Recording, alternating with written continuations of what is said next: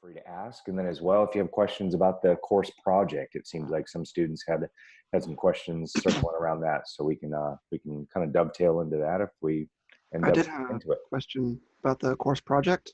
Okay. So I know. So I got started with someone already. I've done a few sessions already for the past couple of weeks, and so I'm just kind of wondering, because how the format's going to be. Is it just going to be like level 1 header, introduction, level 2 header?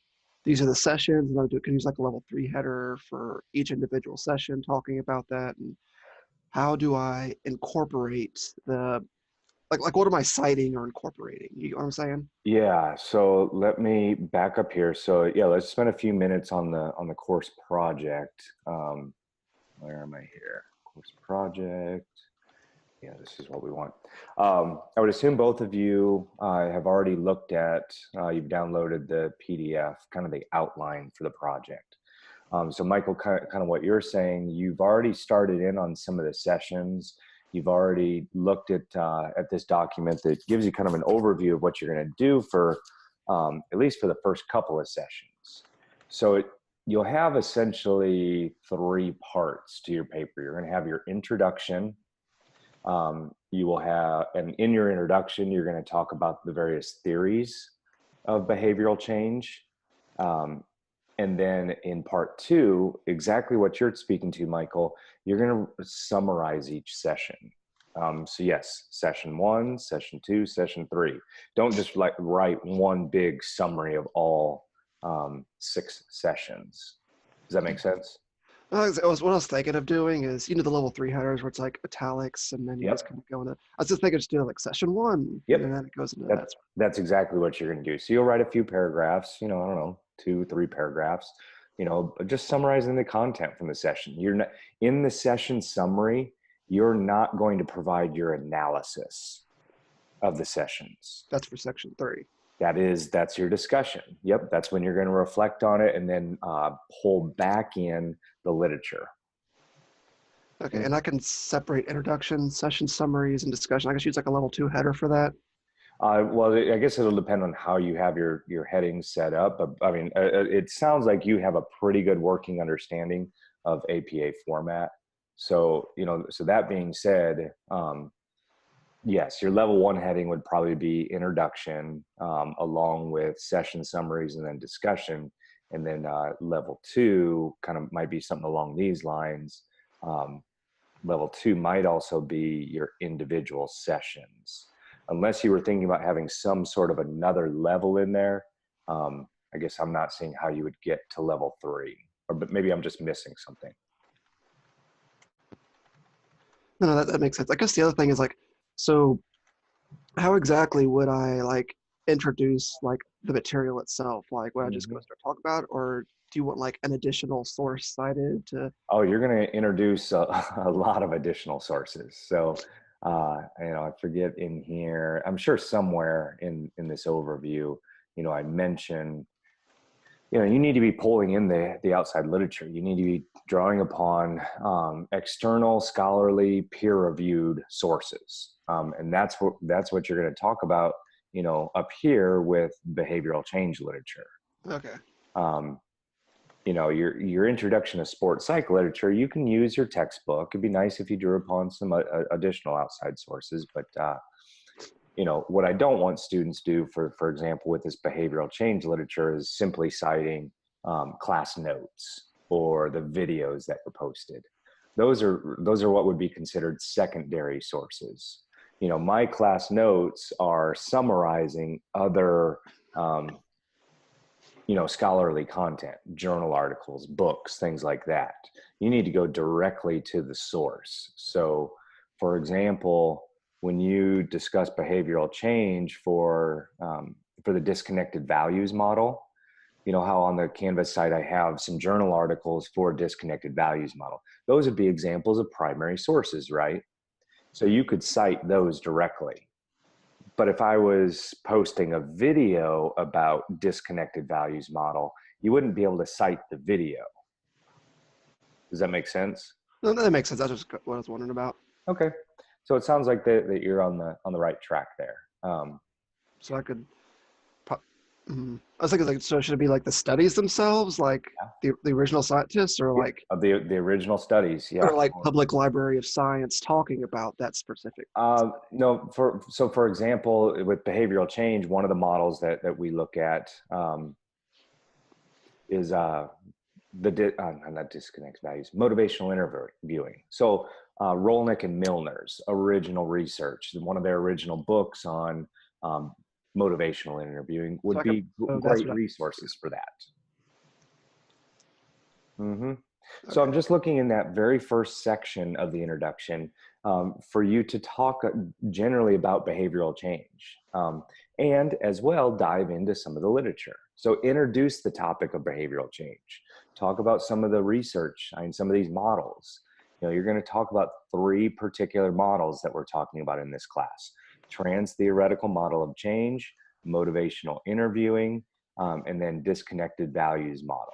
And so I provide some of those references right here. So really that's kind of already a heads up there. Might be worth trying to go back and look at, okay, what, where was this originally published? Prochaska and DiClemente in 2005, where did they publish that information? Anshaw and Kang, I'm pretty sure I gave you guys that in the Canvas site as a journal article.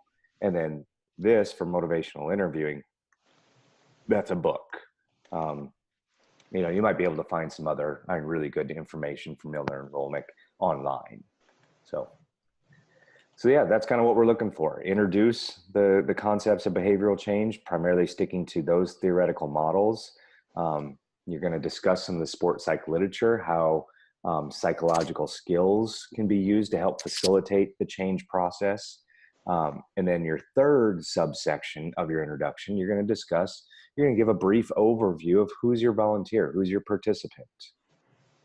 Section 2, summarize each of your sessions. You're going to do 6 sessions over the course of 3 weeks, so 2 sessions per week.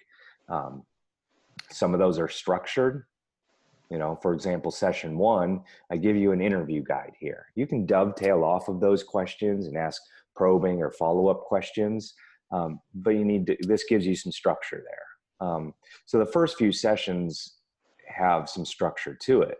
By the time you get to session 4, 5, and 6, you're creating the structure. Hopefully that made sense as you guys were looking over this. Yes. Okay.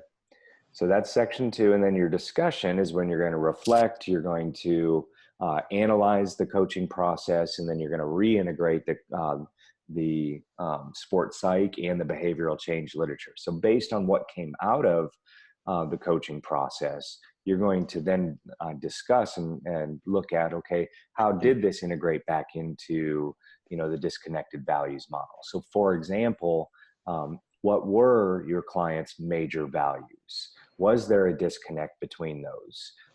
How did they reflect on that disconnect?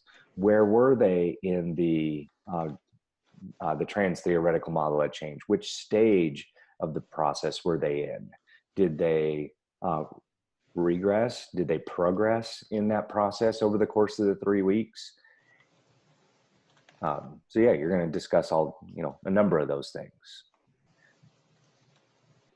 One thing that I want to make clear to both of you and others that watch this, your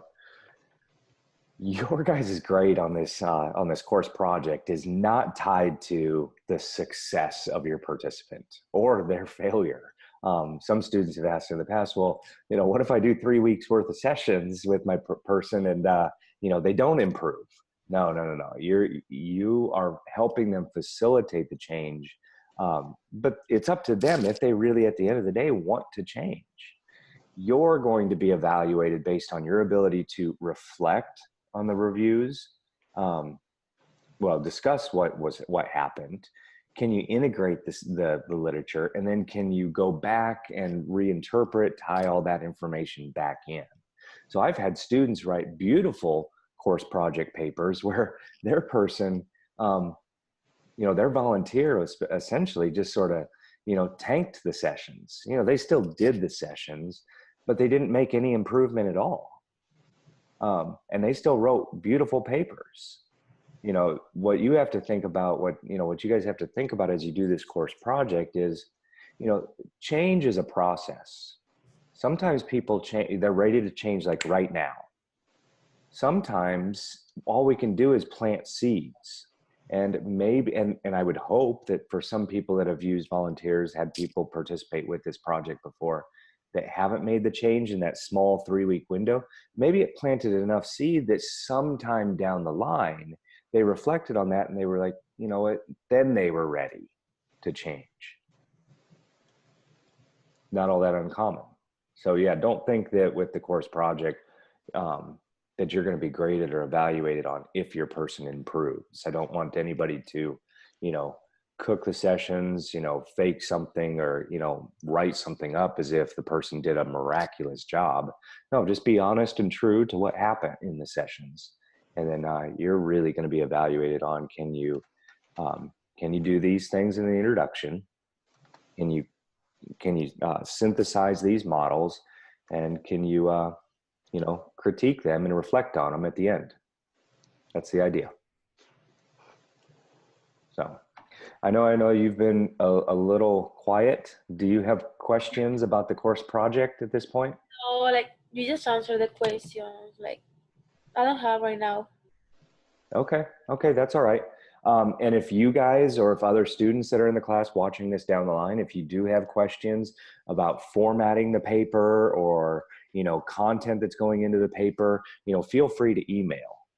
You know, not always able to give a thorough review of an entire paper, but, you know, if you send it to me and you have a specific question about, you know, how are you doing as far as, you know, reviewing the models, you know, how are your sources looking, you know, happy to answer that. And as always, not just by email, but, you know, I'm available in my office during office hours, or, you know, we can schedule individual times. Just because, you know, this particular class this semester is online, I am available in person. So want to make that known to you guys. Okay. So any other questions that you guys have about the course project itself? No. Okay. Yeah, I think that's just about covers it. Okay. You know, so any PDFs that I post, apologize if the date might be off. That might be, you know, just from a previous semester. I will double check and make sure that for our class for this spring, that at least in Canvas, it shows the correct date, but we'll, you know, we'll get that Yeah, I cleaned. saw that December 1st of 2015. Okay. Yeah. That's clearly not it. So we'll make sure that whatever that is in Canvas, as far as what's showing up on your guys' assignment page, we'll make sure that's correct, even though the PDF might be off a little bit. So anyway.